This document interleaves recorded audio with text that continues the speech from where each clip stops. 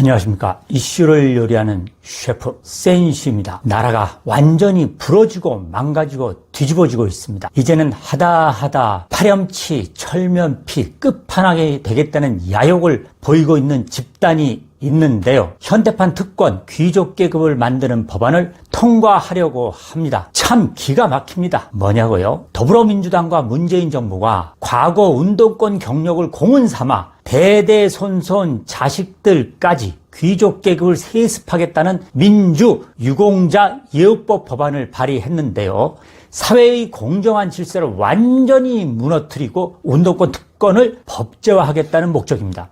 그런데 이 자들이 선거를 앞두고 여론이 악화되니까 오늘 철회했습니다. 철회했지만 이 파렴치한 법안이 왜 어떻게 추진됐는지 낱낱이 따져봐야 합니다. 더불어민주당과 정의당, 열린민주당 의원 73명이 민주유공자 예우법 제정안을 계속해서 작년부터 지금까지 발의해 왔는데요. 이 법은 민주화운동 관련자와 가족에게까지 온갖 특혜를 주는 법안입니다. 대대손손 귀족 대우를 받겠다고 추진했던 도대체 어떤 건지 한번 살펴보겠습니다. 이자들이 외쳤던 기회는 공정, 과정은 평등, 결과는 정의로운 혜택인지 볼까요? 이미 있는 5.18 유공자 외에 유신 반대운동 87년 6월 항쟁에 참가한 운동권까지 유공자로 지정하고 그 배우자와 자녀까지 중고교, 대학, 수업료, 직업훈련 비용, 취업 지원 장려금, 취업 배당, 의료 비용,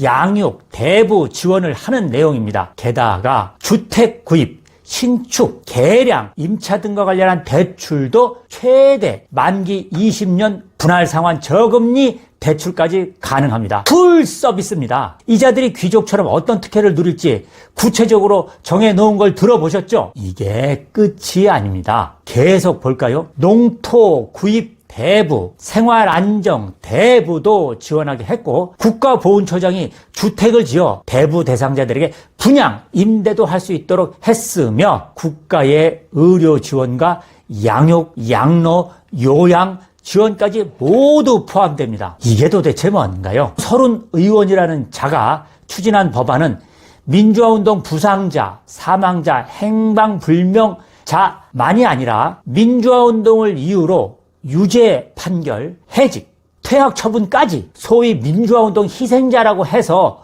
추가한 법안인데요. 서명한 73명의 의원들 중 3분의 1이 운동권 출신으로 혜택을 받는 거죠. 과거 학생운동과 반독재 투쟁을 했다는 경력을 앞세워 의원 배지를 달고 청와대와 정부에서 고위직을 차지하고 공공기관 낙하산까지 부지기수입니다. 이미 받아야 할 예우보다 훨씬 더 받은 자들입니다. 그런데 이제 자기가 받은 특혜도 모자라 자기 자식에까지 대대손손 세습하겠다는 것입니다. 국회 입법권까지 이용해 귀족 계급을 만들겠다고 나선 꼴입니다. 그야말로 기회는 불공정, 과정은 차별, 결과는 특권입니다. 이번 국회에서 민주당은 쪽수를 앞세워 토론 심사를 모두 무시하고 마구잡이로 법안을 통과시키는 다수 독재를 유감없이 발휘했죠. 이번에 셀프 특혜로 자식까지 귀족 계급을 만들겠다고 나섰다가 선거를 며칠 앞두고 악영향을 미칠까봐 철회한 겁니다.